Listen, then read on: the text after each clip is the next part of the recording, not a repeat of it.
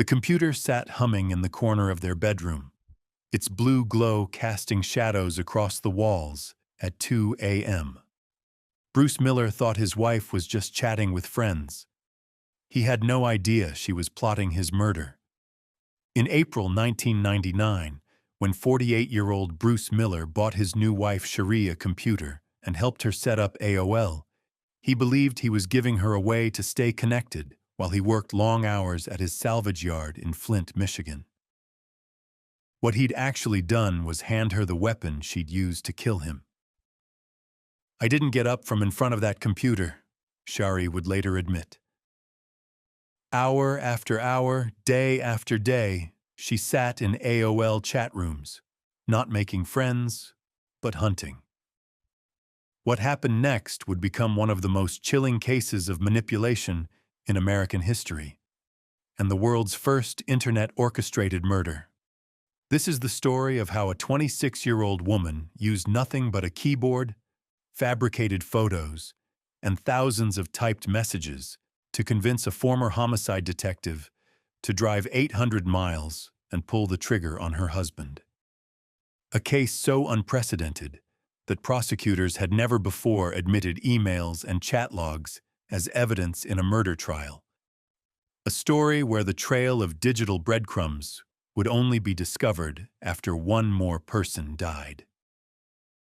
Because in 1999, no one truly understood how dangerous the internet could be. Bruce Miller learned that lesson too late. Bruce Miller was a quiet man who'd been married twice before. After decades of hard work, the NASCAR enthusiast was looking forward to semi-retirement, running his auto salvage yard in Flint, Michigan, a city already struggling after GM had pulled manufacturing jobs from the area. In 1998, he hired a vivacious 26-year-old woman named Sharee as his bookkeeper. She was a Mary Kay cosmetics saleswoman on the side, a mother of 3, and despite the 20-year age gap between them, Bruce fell hard. 4 months later, on April 23, 1999, they eloped to a Las Vegas wedding chapel. Bruce brought his kids from previous marriages into the relationship. Sharee brought hers, and within weeks of returning home, Bruce made what he thought was a thoughtful gesture. He bought Sharee a computer and set up an AOL account so she could stay connected to friends and family while he worked. But Sharee Miller wasn't interested in connecting with friends. "I spent hours upon hours online," she would later confess from prison. "It's sex. I wanted to be in control of everything, obsessively in control of that man." She wasn't talking about Bruce. She was talking about the men she was hunting in AOL chat rooms, dozens of them, all strangers, all targets in what she described as a game. "It was like a video game," she explained years later. "Each man and each relationship was another level to me, and each level was harder. It was seeing how much I could get away with, how much I could make somebody believe." 1,500 miles away in Reno, Nevada, Jerry Cassaday was drowning. The former Kansas City police lieutenant, a homicide detective who'd once investigated murders, had watched his life implode. A workplace injury led to prescription painkiller addiction. Clashes with his superiors cost him his job. His marriage collapsed. By 1999, the father of 2 was working at a casino in Nevada, recently divorced, facing crushing financial problems, and spending his nights alone in front of his computer. When he stumbled into an AOL chat room and met a woman named Sharee, it felt like salvation. She was beautiful, charming, attentive. She listened to his problems. She made him feel wanted. His co-worker would later describe him as ripe for the picking. Jerry told his mother that Sharee was the woman of his dreams. But Sharee Miller was already spinning an elaborate web of lies.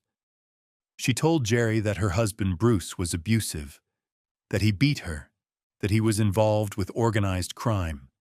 that he was dangerous. She sent him photos of bruises on her body. Years later, investigators would conclude these were likely painted on with her Mary Kay cosmetics. Then came the pregnancy announcements. Sharee told Jerry she was carrying his child. She sent him sonogram images, photos that were actually 5 and 6 years old from her previous pregnancies. She sent him photos of positive pregnancy tests. She even sent pictures of her supposedly pregnant belly. "I just pushed my belly out," she later admitted. "Jerry wanted to believe so bad that I believed that he'd see the pregnancy even though it wasn't there." Jerry was ecstatic. He was going to be a father again. He was going to rescue this woman from her abusive husband. He was going to have the family he'd lost. Then Sharee delivered the crushing news. Bruce had discovered the pregnancy. He'd beaten her. She'd lost the baby. Jerry was devastated. Sharee sent him photos of her bruised belly to prove it. A few months later, she told him she was pregnant with twins. Before Jerry could process this news, he received an email, allegedly from Bruce himself, saying he'd forced Sharee to have an abortion. The emails detailed threats, violence, mafia connections. Every message drove Jerry deeper into rage and desperation. In the fall of 1999, Sharee Miller told Jerry Cassaday there was only one way they could be together. Bruce had to die. Jerry, the former homicide detective who'd spent years investigating murders, agreed to become a murderer himself. They planned it meticulously through chat messages and emails. Jerry would drive from Kansas City to Flint. Sharee would provide the location, the timing, the phone signals. He would shoot Bruce at the salvage yard, make it look like a robbery, and drive back to Kansas City. "It was almost like a movie that we were just playing a game," Sharee later said. "But after I met Jerry at the truck stop, I knew this was going to happen." At a rest area along his route, Jerry met Sharee in person. She handed him her cell phone and gave him final instructions. Then she drove away. On November 8, 1999, Bruce Miller was working in the office of his salvage yard when someone entered with a 20-gauge shotgun. The shots hit him in the neck and upper back. He collapsed behind the counter, dying in a pool of his own blood. His brother and sister-in-law would find him hours later. Afterward, Jerry called Sharee's landline, let it ring once, and hung up, their prearranged signal that the job was done, and he was heading back to Kansas City. Bruce Miller was 48 years old. He'd been married to Sharee for exactly 7 months. Initially, police focused on the wrong man entirely. John Hutchinson, one of Bruce's employees who'd recently borrowed $2,000, became the prime suspect. The murder had all the hallmarks of an armed robbery. Bruce was known to carry thousands of dollars in cash to buy car parts. The investigation was going nowhere. Meanwhile, Sharee Miller immediately gave Jerry Cassaday the cold shoulder. Within days of her husband's murder, she was dating other men online. Jerry, devastated by her rejection and beginning to realize he'd been manipulated, spiraled into despair. On February 11, 2000, exactly 3 months after Bruce's murder, Jerry Cassaday took his own life in Odessa, Missouri. But Jerry Cassaday had been a detective. He knew how evidence worked.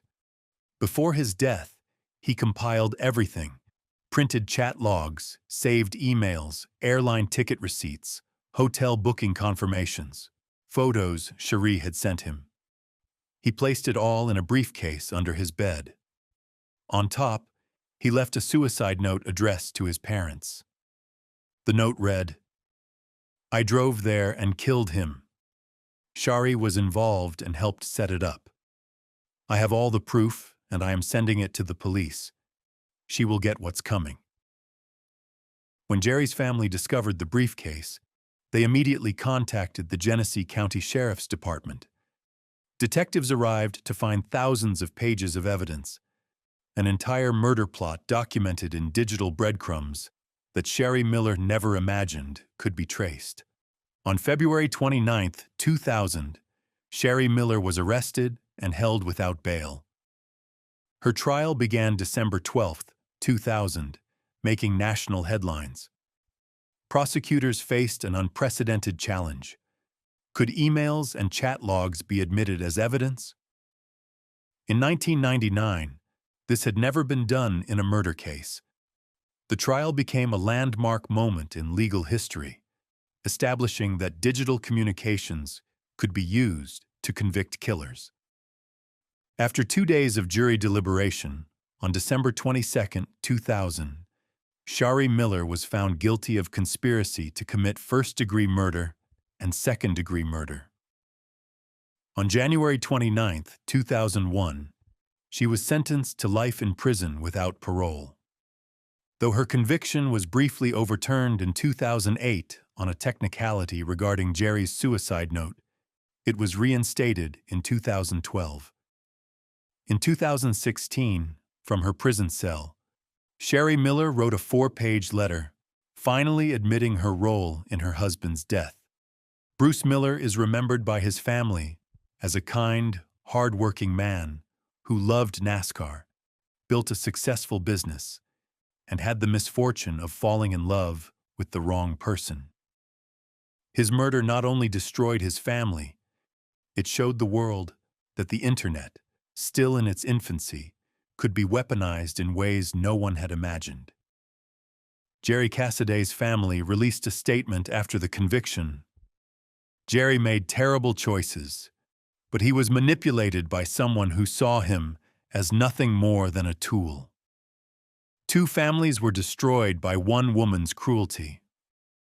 The case forever changed how law enforcement approaches digital evidence and internet-related crimes. It served as a dark warning that emerged just as millions of Americans were first logging onto the internet. The person on the other side of the screen might not be who they claim to be, and the consequences of that deception could be fatal.